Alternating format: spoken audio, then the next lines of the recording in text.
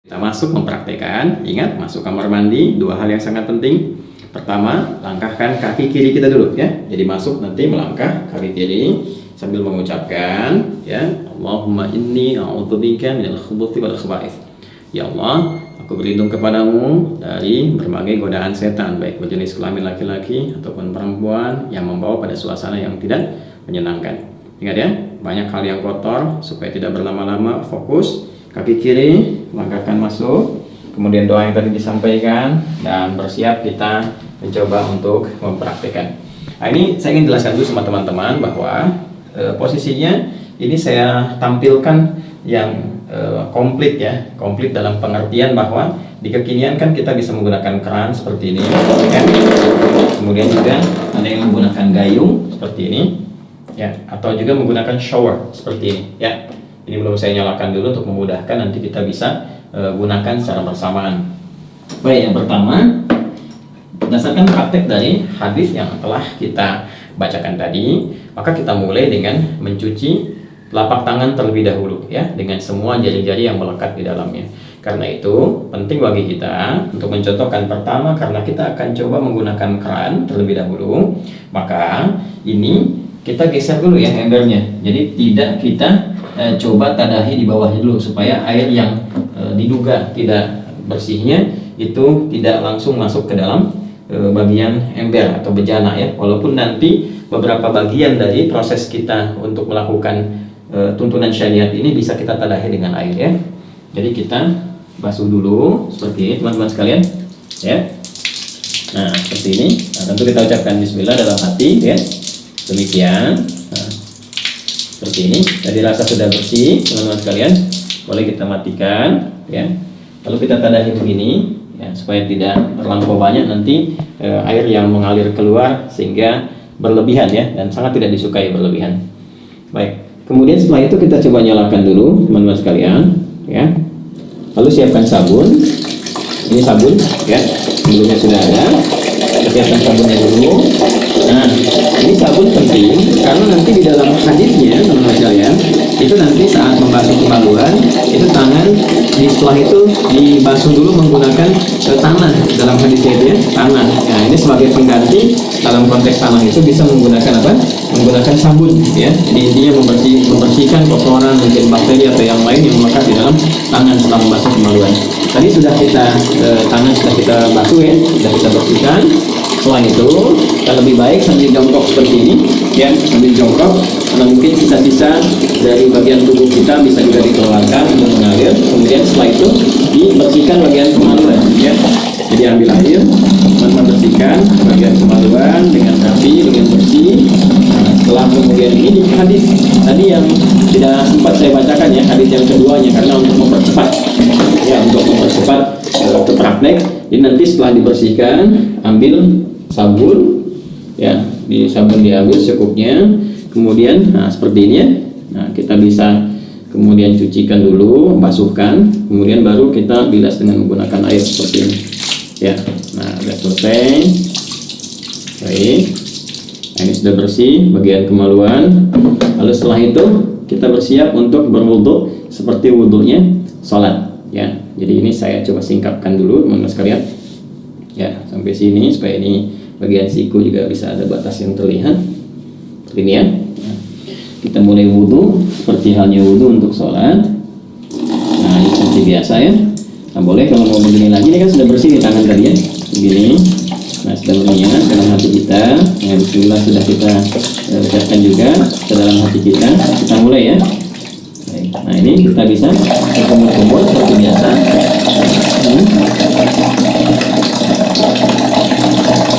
Nah boleh berkumur-kumur itu bisa sambil berkumur demikian. Lalu kemudian kita bisa serap sambil istinsyak dan istinsyak seperti ini cara pertama. Jadi saya sambil menyerap hidung bagian. Bisa juga kumur-kumurnya seperti tadi. Saya coba membersihkan bagian giginya. Itu kebiasaan saya supaya kotoran-kotoran di makanan juga bisa sekaligus bisa keluar ya seperti tadi. Atau nanti kumur-kumur itu lalu bagian istinsyaknya boleh yang istinsyak dan istinsyak. Istinsyak itu menghirup air hidung ya, kemudian istinsyak dikeluarkan. Nah dalam suasana COVID semacam ini itu penting karena nanti reseptor-reseptor virus itu yang suka menempel di bagian hidung ya, sebelum masuk ke laring, ke faring, lantas ke paru-paru, kita berlindung dari semua itu ya. Nah, ini bisa setidaknya bisa dikeluarkan dengan istinsyak, menghirup air ke hidung dan istinsyak dikeluarkan. Seperti contohnya ya. Hirup. Ya. Jelas ya?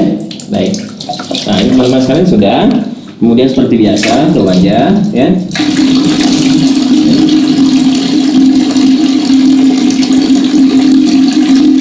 Nah, teman-teman ya, ingat yang pernah saya contohkan. Jadi ngambil air, ini saya ambilkan. Ini nggak apa-apa saya agak ini karena saya tadah di bawah ya. Nah, seperti ini. Lihat baik-baik. Nah, itu begini. Ini yang jempol ya, ke bagian belakang telinga begini. Lalu seperti ini, teman-teman. Nah, tadi sudah begini ke bagian belakang, begini. Nah, yang telunjuk ke sini untuk membersihkan bagian ujung-ujung mata. Tuh. Kalau yang ada jenggot dimulai seperti ini ya. Baik, seperti biasa 2-3 kali, jadi boleh 2 kali, boleh 3 kali untuk menyempurnakan. Saya contohkan seperti itu saja ya. Jadi kemudian teman-teman, nah ini kalau biasanya saya kalau nggak pakai tadah di bawah seperti di tempat wudhu masjid atau apa, ini dibuka, nanti biasanya saya matikan dulu gini. Tuh. Ya, tangan sampai siku seperti biasa, kanan dulu sampai selesai ya. Lalu setelah itu biasa yang kirinya ya, ini 2 kali, bisa 2 kali ya, sampai 3 kali, baru setelah 2-3 kali kiri ya. Nah, ini juga sama ya, 2-3 kali teman-teman sekalian. 2-3 kali itu ambil air lagi ya, kalau kita mau rasakan begini nggak ada masalah sekali. Terus setelah itu bagian kepala kita rasakan ya, diusap sini ke belakang, balikan kembali ya. Boleh langsung ke telinga begini ya, seperti ini boleh ya, atau juga bisa teman-teman lakukan kepala dulu, balik, kemudian ambil air lagi untuk telinga ya. Nah, bagian kaki ini bisa kita lakukan sekarang ya, seperti biasa wudhu biasa. Bagian kakinya misalnya seperti ini ya, ambil begini kan. Nah, ini kan ya, bagian jari-jari jangan lupa teman-teman. Nah, seperti ini. Nah, kita ambil lagi ya, ke kanan. Kemudian juga yang kiri ya, disempurnakan teman-teman seperti biasa teman-teman lakukan ya. Yang kirinya, nah ini mulai dulu, bersihkan ujung-ujungnya seperti ini ya. Mulai begini. Nah, ini kalau teman-teman mau lakukan hadis yang pertama. Bisa yang kedua, ini nggak dibasuh dulu kaki ya. Setelah selesai tadi ke kepala, ke telinga, jadi langsung kemudian melakukan ke yang selanjutnya, tahap selanjutnya. Apa itu? Yaitu ambil air seperti ini ya. Bisa kita tumpahkan dulu sedikit seperti ini. Lalu di sela-sela sini ya, sampai kita merasakan pori-pori kepala itu sudah mulai basah ya, begini ya teman-teman sekalian. Nah, kita bisa ambil lagi. Ini biarkan mengalir juga apa-apa, nanti terakhir kita dari gayung ya. Nah, seperti ini. Nah, letak ya, nggak ada beda laki-laki dengan perempuan ya. Nah, seperti ini biasanya ya. Nah, setelah itu cukup, bisa sekali, bisa 2 kali ya. Setelah itu teman-teman disebutkan dalam hadis, kemudian lagi mengambil air, akan tentu bisa dengan ini, bisa dengan tadi kan dengan ini ya, dengan kepalan, bukan kepalan, terbuka begini ya, antara telapak tangan kanan kiri disatukan begini, kemudian disiramkan ke kepala, untuk ke kepala dulu, meratakan kepala seperti ini ya. Nah, jadi bisa aja sebenarnya pakai telapak tangan ke kepala dulu. Tadi kan sedikit-sedikit ya, sela-sela. Kalau ini meratakan, atau bisa menggunakan ini juga boleh, gunakan kerangnya. Saya coba contohkan pakai ini dulu. Tuh ya, secara menyeluruh, jadi selesai gitu ya. Nah, atasnya ini 3 kali ya. Jadi 3 kali dicontohkannya ya. Jadi kita seperti ini.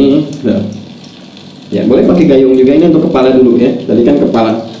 Nah, baru setelah itu disiram ya, siram di seluruh tubuh. Ini sudah merasakan rata, sudah enak ya.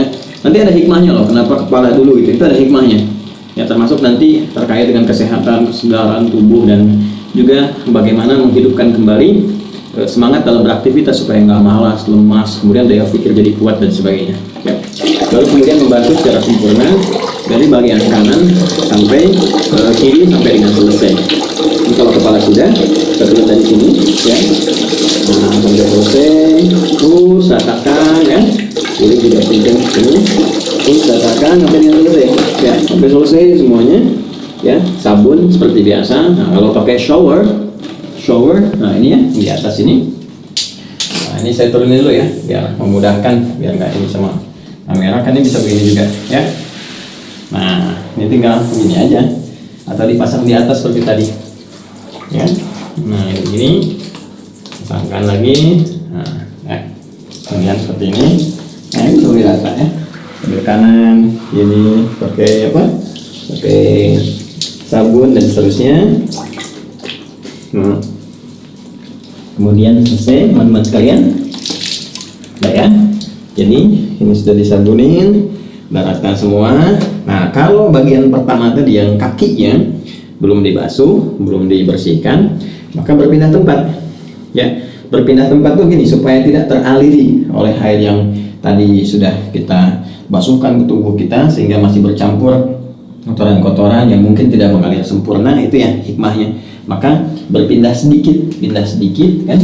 Kemudian kita mulai basuh kaki ya, yang tadi belum terbasuh dalam wudhu tadi pada hadis yang pertama. Boleh kita basuhkan sesuai seperti yang dalam apa namanya wudhu. Kita ambil saya begini ya, kita basuhkan.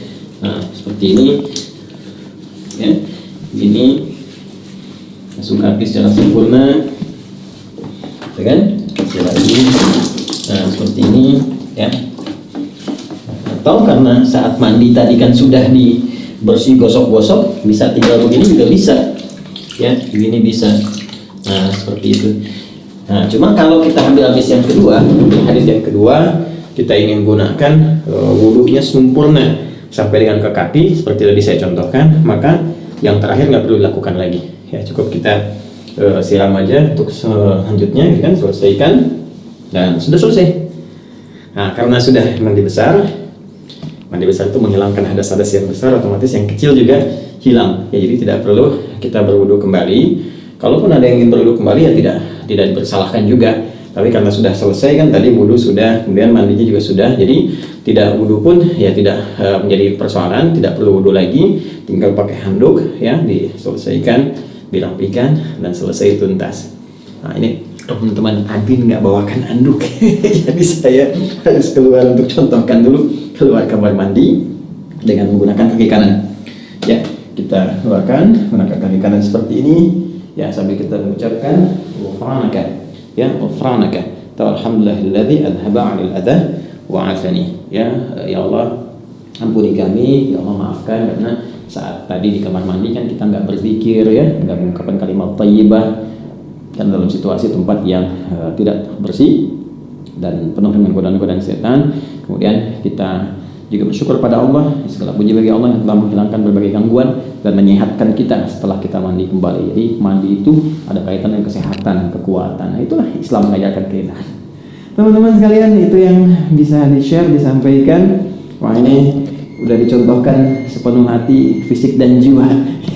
Jadi kalau belum jelas juga ya tinggal berikan petunjuk dengan cara apa lagi saya mesti mengajarkan ya. Ini hadisnya sudah ditampilkan, maknanya sudah disampaikan, basah-basahan juga udah, tinggal mudah-mudahan bermanfaat ya. Saling mendoakan. Terima kasih. Subhanakallahumma wa bihamdika asyhadu an la ilaha illa anta astaghfiruka wa atubu ilaik. Assalamualaikum warahmatullahi wabarakatuh.